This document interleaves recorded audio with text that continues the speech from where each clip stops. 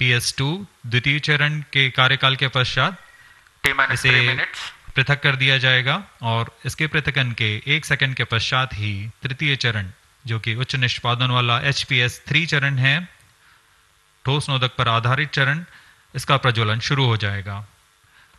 तृतीय चरण का प्रज्वलन काल 123 सेकंड का होगा और इस समय यान 206.8 किलोमीटर की ऊंचाई तथा 7.23 किलोमीटर प्रति सेकंड की सापेक्ष गति प्राप्त कर चुका होगा।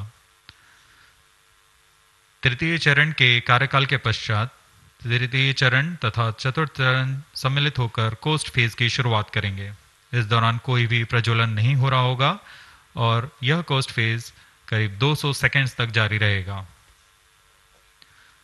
इसके पश्चात तृतीय चरण को पृथक कर दिया जाएगा, लेकिन चतुर्थ चरण के प्रज्वलन से 425 सेकंड तक यह कोस्टिंग फेज जारी रहेगा। T-2 minutes। कोस्टिंग फेज समाप्त होते ही चतुर्थ चरण का प्रज्वलन होगा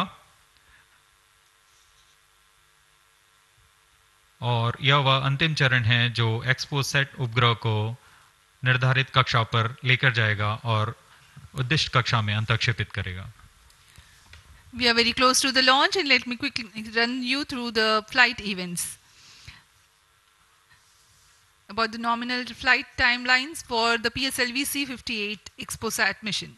At T0, which is scheduled at 9 hours 10 minutes, the first stage PS1 ignites and followed by the ignition of the two strap-on motors 400 milliseconds. 2024ஆம் ஆண்டின் முதல் ராக்கெட் இன்னும் சற்று நேரத்தில் விண்ணில் பாய இருக்கிறது. எக்ஸ்போசாட் உள்பட 11 செயற்கைக்கோள்களோடு PSLV C-58 ராக்கெட் ஸ்ரீஹரிகோட்டாவில் இருந்து ஏவப்படுகிறது. அதன் நேரடி காட்சிகளை பார்த்துக் கொண்டிருக்கிறோம். விவரங்களோடு எமது செய்தியாளர் பிரபாகரன் இணைகிறார். பிரபாகரன், எக்ஸ்ரே போலரைமீட்டர் சேட்டலைட்டோடு சேர்த்து 11 சேட்டலைட்டுகள் தற்போது ஏவப்பட இருக்கின்றது. சரியாக 9:10 மணியும் ஆகிவிட்டது. என்னென்ன இது பற்றிய விவரங்கள் என்ன, கூடுதல் தகவல்கள் என்ன? இந்தியாவுடைய விண்வெளி ஆய்வு நிறுவனமான இஸ்ரோ தரப்பில் 2024ஆம் ஆண்டுடைய முதல் செயற்கைக்கோள் இன்று காலை 9:10 மணிக்கு விண்ணில் செலுத்தப்பட இருக்கின்றது. இதற்கான 25 மணி நேர கவுண்டவுன் நேற்று காலை 8:10 மணிக்கு தொடங்கியது. இன்று விண்ணில் செலுத்தப்படக்கூடிய இந்த ராக்கெட் என்பது PSLV ராக்கெட்டில் 60வது வகை ராக்கெட் ஆகும். இந்த PSLV C-58 ராக்கெட் இன்று காலை 9 மணிக்கு விண்ணில் செலுத்தப்படுகின்றது. இதில் எக்ஸ்போசாட் என்று சொல்லப்படக்கூடிய அந்த சேட்டலைட்டுடன் மொத்தமாக 11 செயற்கைக்கோள்கள் விண்ணில் ஏவப்பட இருக்கின்றன. பூமியிலிருந்து பயணம் தொடங்கி 22 நிமிடங்களில் 4, 3, 2, 1, 0. Lift off normal. Bright morning of the New Year's Day made brighter by a majestic liftoff. PSLV C-58 carrying India's X-ray polarimetric satellite towards its destination. जी हाँ, इस वर्ष का प्रथम प्रमोचन श्रीहरिकोटा के प्रथम प्रमोचन मंच से PSLV C-58 का हमने सफलतापूर्ण उत्थापन देखा और यह अपनी उद्दिष्ट कक्षा की ओर निरंतर बढ़ता हुआ। प्रथम चरण का निष्पादन पूरी तरह सामान्य।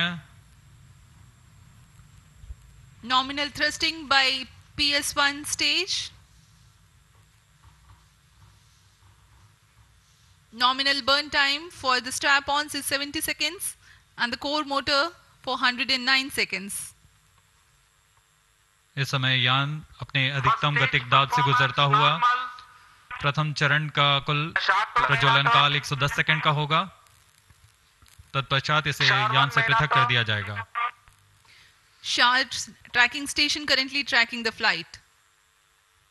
Ground lead strap-on separated. दोनों स्ट्रैप-ऑन्स को यान से पृथक कर दिया गया है तथा कोर बूस्टर अभी भी प्रज्वलित है। Presently the core S139 motor alone thrusting. The strap-ons have been separated. Normal. This stage will carry the rocket to 57 kilometers altitude and add 1.6 kilometers per second as a relative velocity. इस घटनाक्रम पे अगला है प्रथम चरण का पृथकन तथा द्वितीय चरण का प्रज्वलन। First stage separated, Second stage engine started. Closed loop guidance initiated. जी हाँ, इसकी पुष्टि हो चुकी है। प्रथम चरण को सफलतापूर्वक यान से पृथक किया गया है और द्वितीय चरण का प्रज्वलन शुरू हो चुका है। There is a confirmation from the Range Operations Director that the second stage has commenced its operation. Second stage performance normal. And as the altitude right now is almost at the verge of the dense atmosphere, closed loop guidance has been initiated. The next flight event is eagerly awaited.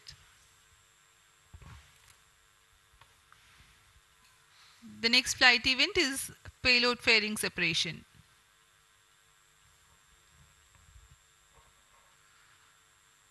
द्वितीय चरण का निष्पादन सामान्य है।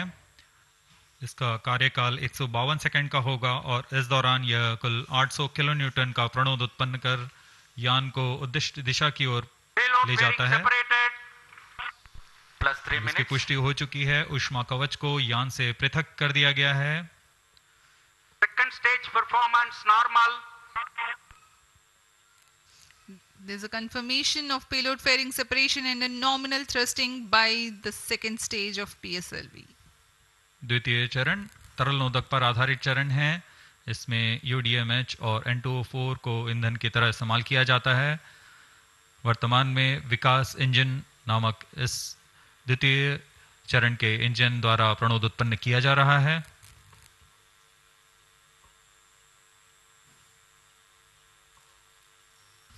By the time PS2 completes its operation, the altitude of the launch vehicle will be 161 kilometers and relative velocity of 4.5 kilometers per second. Current altitude close to 150 kilometers. Second stage performance normal. Plus 4 minutes.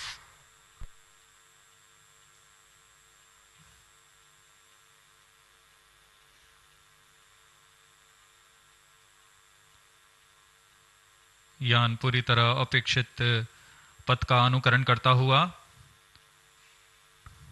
Shar tracking station continues to track. Second stage separated. Third stage ignited. द्वितीय चरण को सफलतापूर्वक पृथक कर दिया गया है तथा ठोस नोदक वाले तृतीय चरण का प्रज्वलन शुरू हो चुका है। Third stage performance normal. The performance of third stage is reported to be nominal. The PS3 stage based on this HTPB based solid propellant. It carries 7.6 tons of propellant. यान की ऊंचाई निरंतर बढ़ती हुई वर्तमान में यह 170 किलोमीटर की ऊंचाई प्राप्त कर चुका है तथा सापेक्ष गति 5 किलोमीटर प्रति सेकंड। तृतीय चरण HPS3 high performance third stage कुल 240 किलो न्यूटन का प्रणोद उत्पन्न कर रहा है और यान को उद्दिष्ट दिशा की ओर ले जा रहा है। Shar and Port Blair tracking stations are currently tracking the vehicle trajectory. Third stage performance normal. During the operation of PS3, the rocket gains an altitude of 45 kilometers. Relative velocity increases from 4.5 kilometers per second to 7.2 kilometers per second. तृतीय चरण में कुल 7.66 ton का प्रणोद होता है और इसका कार्यकाल 123 सेकंड का होगा। इसके कार्यकाल के पश्चात PS3 का कोस्टिंग फेज शुरू हो चुका होगा। सभी दर्शकगण यहाँ उत्साहित इस मिशन के सफलता के लिए अब कुछ ही क्षणों में हम देखेंगे तृतीय चरण। Third stage action completed.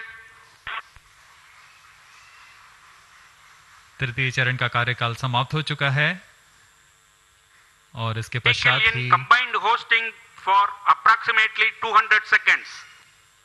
इसके साथ ही तृतीय तथा चतुर्थ चरण सम्मिलित होकर कोस्टिंग फेज जारी है। There is a confirmation of expected performance by the PS 3-stage, and currently the thrust has been cut off, but the vehicle is coasting with the PS3 still intact. The separation of PS3 has not yet taken place. Vehicle performance normal.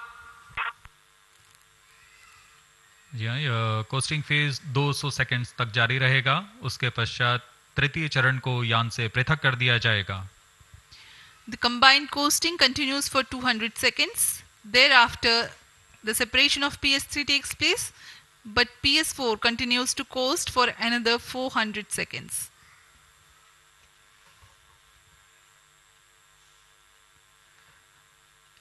During the coasting phase of flight, the relative velocity reduces from 7.2 kilometers per second to 6.7 kilometers per second, and as a result, close to 400 kilometers increase will be observed in the altitude. XPoSat विभिन्न खगोलीय विकिरण उत्सर्जन स्रोतों जैसे black hole, neutron तारे, सक्रिय आकाशगंगा, नाभिक, पल्सर पवन, निहारिका आदि से उत्सर्जित उत्पन्न जटिल प्रक्रियाओं द्वारा होता है, और इसे समझना खगोलविदों के लिए भी एक चुनौती बना हुआ है। एक्सरे पोलैरिमीटर हमारी समझ में दो और आयाम जोड़ेंगे। यह है ध्रुवीकरण की मात्रा तथा ध्रुवीकरण का कोण, और इस तरह यह खगोलीय स्रोतों से उत्सर्जन प्रक्रियाओं को समझने में उत्कृष्ट निदान उपकरण साबित होंगे। एक्सपोसेट द्वारा भारतीय विज्ञान समुदाय की राह पर यह एक प्रमुख अनुसंधान की दिशा है। एक्सपोसेट में दो मुख्य वैज्ञानिक निदभार हैं, जिनका नाम है पॉलिक्स और एक्सिस्पेक्ट। इस उपग्रह का कुल भार 469 केजी है।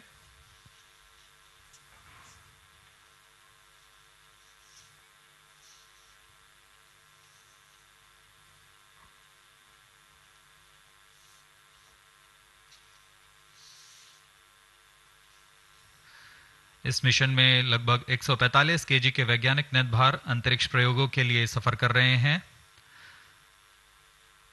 इन्हें अंतरिक्ष प्रयोग पोयम 3 का नाम दिया गया है।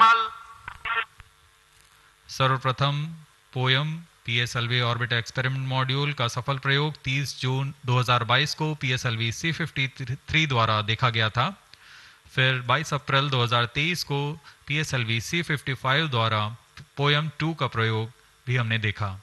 आज इसी कड़ी को आगे बढ़ाते हुए पोयम 3 के प्रयोग किए जाएंगे।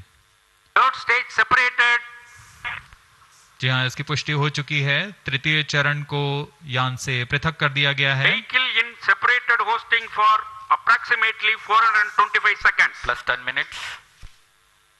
तृतीय चरण के पृथकन के पश्चात चतुर्थ चरण के प्रज्वलन में अभी समय है, और इस दौरान PS4 का कोस्टिंग फेज जारी है। यह करीब 400 सेकंड तक जारी रहेगा।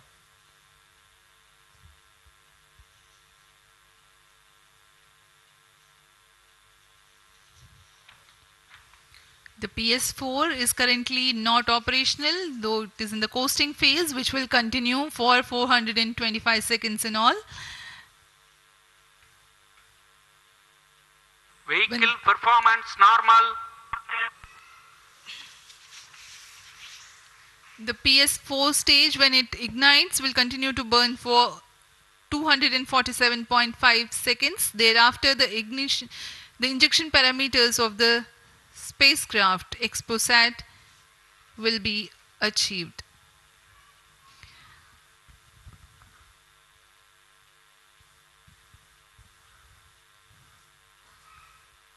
After injection of the primary satellite, PS4 has yet another milestone to accomplish. It lowers to an orbit of 350 kilometers. After XPOSat injection, this orbit will be at 9.6 degrees inclination, which is achieved through 2 restarts. These maneuvers are expected to take 83 minutes from the XPOSat injection. Once in the new orbit, PS4 will be subjected to passivation by venting remnant propellants and depressurizing the stage tanks. Thereafter, the control of stage is transferred to POEM Avionics. Vehicle performance normal. There are 10 payloads in POEM. 7 of which are finalized through in space. Speaking about the payloads that Plus 12 minutes. POEM carries, Radiation Shielding Experiments Module RSEM is designed by a firm called Take Me to Space for evaluation of effectiveness of tantalum coating. The second payload, Women Engineered Satellite or VSAT for solar irradiance and UV index from LBS Institute of Technology for Women. Third payload is an amateur radio satellite, BeliefSat-O from KJ Somaya Institute of Technology. Fourth payload is again a CubeSat called Green Impulse Transmitter from Inspacity Space Labs Private Limited. LEAP-TD from Dhruva Space Private Limited to demonstrate subsystems for microsatellite. Two payloads are there from Peletrix Aerospace Private Limited, which are named Rudra 0.3 HPGP and Arca 200. Three more payloads are from ISRO. The one from Physical Research Laboratory is called the Dust Experiment. Two more from Vikram Sarabhai Space Center. One will be called as Fuel Cell Power System and the other is Silicon Based High Energy Cells. These are the payloads from ISRO.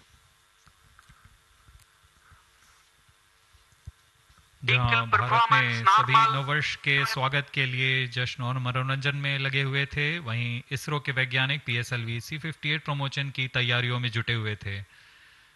इनकी गतिविधियों को अंतिम रूप देने में लगे हुए थे। सफल मिशन के ध्येय से सराबोर इसरो के वैज्ञानिक इस वर्ष का आरंभ खगोलीय समझ को और बढ़ाने के उद्देश्य से PSLV C58 के प्रमोशन में कार्यरत हैं।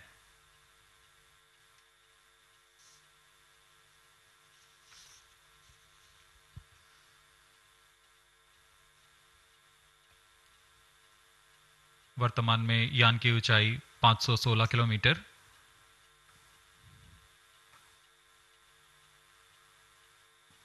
एक्सपोसैट की अंतःक्षेपण की कक्षा 650 किलोमीटर के करीब होगी। वर्तमान में सापेक्ष गति 6.86 किलोमीटर प्रति सेकंड।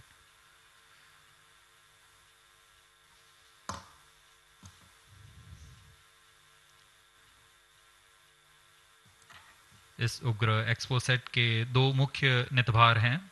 पोलिक्स, यह 8 से 30 किलो इलेक्ट्रॉन वोल्ट की ऊर्जा बैंड में खगोलीय प्रेक्षणों के लिए एक एक्सरे ध्रुवणमापी है। इस नितभार को URSC और रमन रिसर्च इंस्टीट्यूट बैंगलोर द्वारा संयुक्त रूप से विकसित किया गया है। इस यंत्र में एक कॉलीमीटर, एक प्रकीर्णन और 4 एक्सरे अनुपातित काउंटर डिटेक्टर लगे हुए हैं।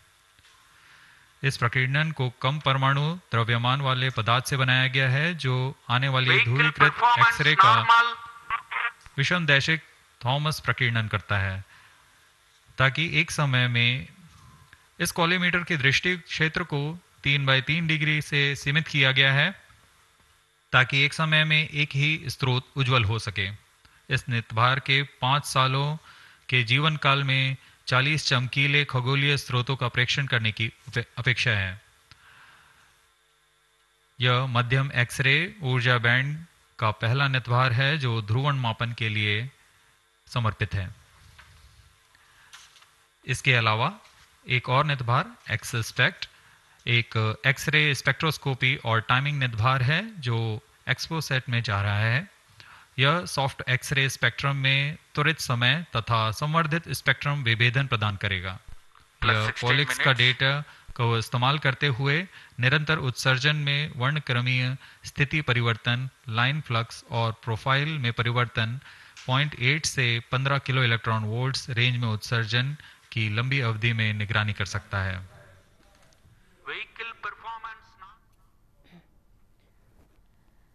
ஸ்ரீஹரிகோட்டாவில் இருந்து இந்த ஆண்டின் முதல்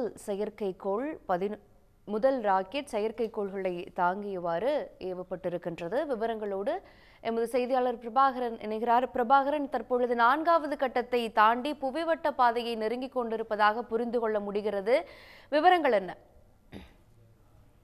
2024ஆம் ஆண்டுடைய முதல் செயற்கைக்கோள் இன்றைய தினம் விண்ணில் ஏவப்பட்டிருக்கின்றது. இஸ்ரோவுடைய நம்பகத்தன்மையான ராக்கெட்டில் ஒன்றான PSLV C58 ராக்கெட் இந்த செயற்கைக்கோள்களை சுமந்து சென்றிருக்கின்றது. இஸ்ரோவுடைய மிக முக்கியமான அடுத்த கட்ட ஆராய்ச்சியான இந்த விண்மீன் கூட்டத்தில் ஏற்படக்கூடிய மாற்றங்கள் ஆகியவை தொடர்பாக இந்த எக்ஸ்போசாட் என்று சொல்லப்படக்கூடிய செயற்கைக்கோள் விண்ணில் ஆய்வுகள் மேற்கொள்ளப்பட இருக்கின்றது. வரும் 5 ஆண்டுகளுக்கு இந்த ஆய்வு என்பது தொடர்ச்சியாக இந்த செயற்கைக்கோளால் ஏற்படுத்தப்பட இருக்கின்றது.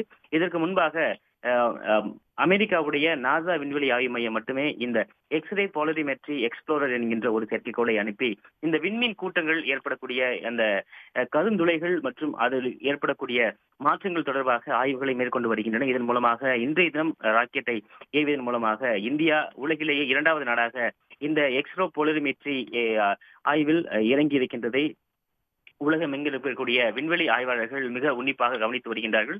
காலை 9:10 மணிக்கு விண்ணில் ஏவப்பட்ட செயற்கைக்கோள் என்பது தொடர்ச்சியாக விண்ணில் பயணித்தவாறு இருக்கின்றது. 625 கிலோமீட்டர் உயரத்தில் உள்ள புவியுடைய சுற்றுவட்ட பாதையில் நிலைநிறுத்துவதற்கான பணிகள் என்பது மேற்கொள்ளப்பட இருக்கின்றன. கிட்டத்தட்ட 18 நிமிடங்களாக இதனுடைய பயணம் என்பது தொடர்ச்சியாக இருந்த வண்ணம் இருக்கின்றது.